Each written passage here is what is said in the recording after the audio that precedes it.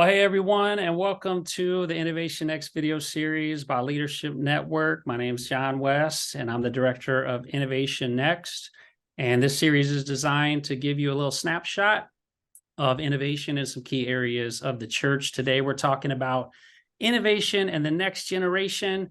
I am with Hannah Gronowski Barnett. She is the founder of Generation Distinct, also a sought after author, pastor, preacher. She does it all. So what's up, Hannah? Good to have you. Thank you so much, John. I'm so honored. I have been really admiring the work that you are doing. So excited that you're now a part of the Leadership Network family as well. And just excited that we get to merge our conversations here together, and two conversations that I think really need to be had together. And so thanks for inviting me to this conversation. Yeah, for sure. It's really good to have you. So I do want to talk about this first, because you and your husband, Aaron, lead the Generation Next kind of channel on Leadership Network. And everybody talks about the next generation, right? Yeah. So I was speaking not too long ago at a church, and I had this little old lady come up to me, and she said, "Oh, it's so wonderful to see the next generation taking the pulpit and blah, blah, blah." And I'm like, I'm a Gen Xer. I'm like in my mid to late 40s. So what do you mean by next generation? Let's just start right there, okay? Because I wish I could qualify. I think I might be a little old. Hey, you're keeping young, clearly. No, but it's a really good question, because I do think that is something that we hear a lot, is what is even this conversation about? And I was actually just having this conversation with my dad a couple of days ago. Aaron and I were talking about some of the work that we're doing, some of the speaking that we're doing. And he paused and he said, "Actually, I'm kind of curious, who are you guys saying is the next generation right now?" He says, "Is it millennials? Is it Z? Is there something after that?" And so I just kind of got to unpack this for him. And so I'll do the same for you all. So really, it's interesting. Millennials are even not so much the next generation fully anymore. Millennials are in their 40s now. Like, there are some, the oldest are in their 40, 41, 42. And it stretches, it's a pretty large generation. And so it stretches down. I am right on the edge between millennial and Z. I'm probably the youngest millennial. I'm 20, I just turned 28 years old. I was born in 1995. And so most times Gen Z starts around that 96, 97 year of being born. And so then Gen Z is all the way down the college student, the young professional, the high schooler in the student ministry, even the older middle school students. But here's what's really interesting is Gen Alpha is now on the scene as well. And we're not talking a lot about Gen Alpha, but we need to, because it feels like we keep catching the generations too late. But Gen Alpha, I just saw, have officially entered into middle school. So if you're a youth pastor, you now have Gen Alpha in your ministry as well. Whole new generation with brand new struggles. And one of the best things I've ever heard about how do we clarify the difference between generations was from a gentleman named Jason Dorsey, and he's a generational expert. And he argues that the best way to differentiate between generations is actually recognizing the big historical moments that change how a generation will respond to the world. So, for example, I know millennials, as a millennial myself, they say you are a millennial if you can remember where you were when 9/11 happened. So obviously, if you're older than that, you're a different generation, you can remember. But if you're in that season where you're saying, am I a millennial? Am I a Gen Z? If you can remember where you were on 9/11, and I remember exactly where I was a kindergarten student. I was in the kindergarten gym. They had brought us all out of the classroom, and I don't have many memories, but I remember my dad came into the gym. He was wearing a long black coat and his suit, and he came right from work to pick me up and take me home that day. And so I know where I was on 9/11, and that has completely shifted the way I see the world. I don't remember a world before 9/11. That's my entire existence, is a world post 9/11. That means I am probably a really young millennial. Now, Gen Z, they don't even remember 9/11. It is a fully post 9/11 world they grew up in.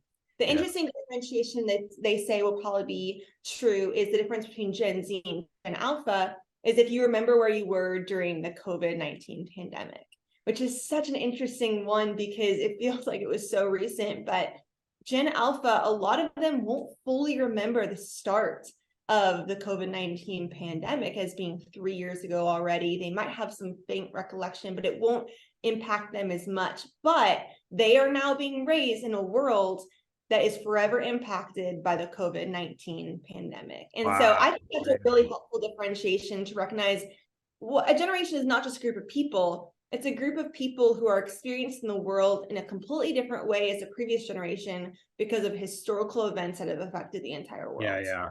So Hannah, I am so old. I remember the moment the first Model T rolled off the assembly line and we went from horses to cars. Yeah, I'm sure. Yeah. No, not quite that old, but I do have some. I have some Gen X memories for sure. So if you're like me and you watched He-Man and G.I. Joe and DuckTales, you're probably outside of the next generation. All right, that's super helpful and clarifying because I do think as pastors and ministry leaders get older, they start to forget, like, I've got a daughter who's 19 and she's a part of Gen A and she is moving into college life and beyond. And I mean, we've got to think about that. Okay, so you started a new ministry a while back called Generation Distinct, and I do want to talk kind of innovation and the next generation specifically. So to start that, give us just the really quick, like 2-minute snapshot of what led you to start this ministry and just kind of what Generation Distinct is. So Absolutely. It'll be a challenge in a couple minutes, but give it a shot. It'd be great. Long story short is when I was 16 years old, I had experienced this excitement of who Jesus was, and I knew I wanted to follow him. And a lot of that was because of wonderful parents and a cool church environment. So I knew I wanted to follow Jesus, but I just started praying this prayer of, all right, God, what does that mean for my life? Like, what is that thing that you want me to give my life to? What's my calling? Yeah. And through a variety of different circumstances, God ended up revealing to me that although I wanted to go change the world, I wanted to go fight for justice and make an impact, what he was saying to me was, Hannah, you're not called to just go out and make wrong things right yourself. Instead, I want to use you to empower your generation to make wrong things right in the world. And in so doing, have a greater and more multiplied impact.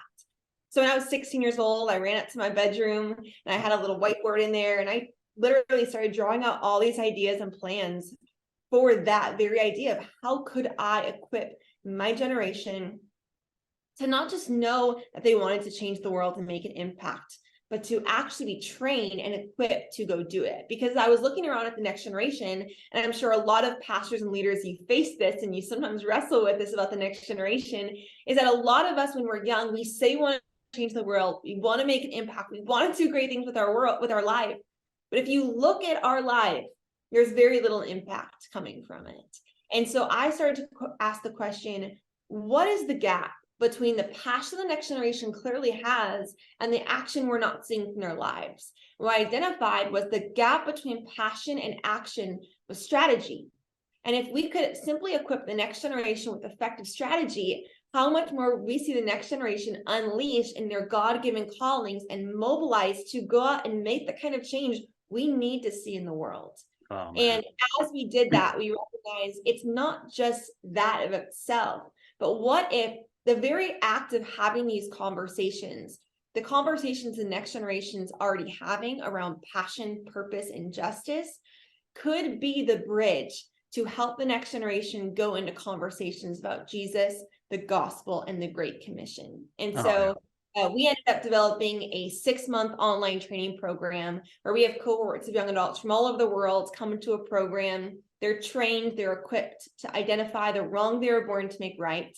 But then they also are introduced to who Jesus is, the gospel, the Great Commission, and helping them understand that their unique calling is actually connected to the mission of Jesus in the world. And so we're unleashing the missional power of the next generation into the world to help them reach their own generation with the news of the gospel. Oh, very cool. Yeah. And so in the show notes, we'll put links to the website, links to everything you're doing, because I've seen some of the resources. It's awesome stuff. And you mentioned that, some of the challenges with the next generation, that innovation is oftentimes, I mean, sometimes it's moving where God is moving and wanting to stay in step with the spirit and the good things that are happening. Sometimes innovation is required because things aren't working or there's challenges, roadblocks, whatever. So when you kind of, as 30,000 foot view, you're seeing a lot of next generation leaders across the landscape. You're also seeing a lot of the challenges and obstacles facing the next generation. So just kind of quickly give us like bullet points, and maybe some of this won't be new, but I guess just to hear from you, what are some Yeah. of the common challenges facing the Yeah. next generation? Just fire them away. It's such an important question. And I think we would do well to be experts at what these are, because Yeah. if we are experts at the challenges the next generation's facing, we can have greater empathy, we can have greater intentionality, and we can actually better reach the next generation. And so I wanted to actually read a quote for you from a That'd be fantastic awesome. article that Relevant Magazine put out. And they were reciting some of the recent findings that Barnett put forth about the challenges facing the next generation, and just captured it so well. And here is what the article said. Relevant Magazine tells us that 34% of Gen Z identify as atheist, agnostic, or non-religious. The article says the data from the Barna Group is clear. Young people are drawing back from, if not running from, church as their predecessors know it. But here's the innovation. It says, but maybe that's a good thing. It says 9 out of 10 people say that the American church is too judgmental. 85% described it as hypocritical. 1/3 of people said the American church is characterized by moral failures in leadership. That one really hurts. Yeah. And a startling 70% found the church insensitive to others. But it finishes like this. So the question here isn't how can we draw the next generation back into the church? The question is, can we blame them for not showing up? I think this is the tension we find ourselves in, is there are some real pain points that the next generation sees in the church. I was on a flight recently. I struck up a conversation with a young woman, and she was from Chicago as well, and really cool, purple hair, sick outfit. She was coming home from a snowboarding trip, and she was just cool. She's 23, and we were just having a great conversation, and the infamous question comes back at me after I ask her, of course, of what do you do? And as a Christian leader, there's always all the different options of what you could say. But I told her, I said, hey, we do things with the church. I love Jesus, and we're trying to build a future of the church that is beautiful. And I believe that the church can be a place of justice and unity, a place where all people feel loved and seen. I believe the church can be a place for the community that is served and loved. I believe, and I was going on and on about my vision of the church. And she responded and she says, she says, that's not really what I've heard about the church. But then what she said next was so interesting. She said, but I've heard about your Jesus. And she said, wasn't he the one that taught you to love your neighbors? And wasn't he the one that was all about loving others? And wasn't he the one that cared for the poor and the oppressed? And then she said, I don't think people don't like your Jesus. She said, I think people just don't like your church. And it was a sobering moment that whether or not it's even fair, and that's a whole other conversation for Gen Z to be so judgmental to the church. The reality is that's there in them. They've been raised with the skepticism of it, especially in certain parts of the US. I mean, we're not even just in a post-Christian, we're in an anti-Christian society, that the next generation, they don't always like Christians. I mean, when I talk to some young people, they don't want to tell their friends they're Christians because they'll instantly be assuming that they're homophobic, racist. The list goes on. And again, I'm not even saying that's fair, because my experience in the church has been beautiful and amazing. I felt loved and seen. I've met people who are the most welcoming, kind people I've ever known. And yet there are still these stereotypes and these opinions. And so I think one of the biggest challenges facing the church right now is the perception of the church that the next generation has. Oh yeah, for sure. Yeah, and I mean I see that so my oldest is 19, and just her and a lot of her friends, she was in kind of show choir, performing arts all through high school to public school, and that challenge that you have as a follower of Christ to cut through the baggage people they've already put on you before they even meet you, you know. And so we've got these challenges that exist, and certainly with the next generation, thinking through how do we connect with the gospel and who Jesus really is and all of that. And yet you're also seeing, and I'm seeing, some ridiculously cool, like optimistic signs out there, right? Of people that are making inroads and next generation leaders that are just knocking it out of the park and doing some incredible things. And I know from my vantage point, and I'd love to hear yours, even though culture is becoming more, yes, post-Christian and maybe even anti-Christian, I feel like what it's doing is it's refining Gen Z to either be all in or not in. But like, you know what? That cultural Christianity thing that's existed for so long, that's not going to be around anymore. So I think I'm finding this sort of, and I'll let you share on this, like there's a refining that's happening with the next generation to go, hey, I'm all in for Jesus. I know the cost. I'm counting the cost. So give us some stories, like some innovation, some things that are happening that just excite you and that you want kind of people to hear about. That'd be Absolutely. great. Yeah. Absolutely. I think the most exciting thing is the innovation that's happening. Yeah. But I think it's innovation that's happening from all sides. I know for myself, I'm only who I am today. I'm only where I am because of the incredible people in older generations who have chosen to innovate, to adjust, to adapt, because they cared more about who I was, about me knowing Jesus, than them keeping their structures the same. And I think there are so many senior leaders doing this in unseen places in the daily grind. And so I just want to honor what's happening in the next generation will only be possible because of the work that the older generations have been doing in private, praying on their knees, hoping for revival, working for revival. And I believe that we're going to see revival in this next generation. Yeah. But Amen. it's not because of us. It's not because we're anything great. It's because we're sitting on the shoulders of heroes of the faith who've been putting in the work for decades and praying for this very moment. And so yeah, totally. the innovation is exciting. I mean, it's one of the really big focuses of Generation Distinct. Our organization is kind of unique in that we're not trying to grow our organization. We're not trying to have big gatherings. We're literally training young leaders to be innovative missionaries into every sphere of society. And so it's such an interesting experience for us because we're sending people constantly. And it's exciting because they're going out into every sphere of society with really innovative approaches to reach their own generation. I mean, who knows the generation better than the members of it, right?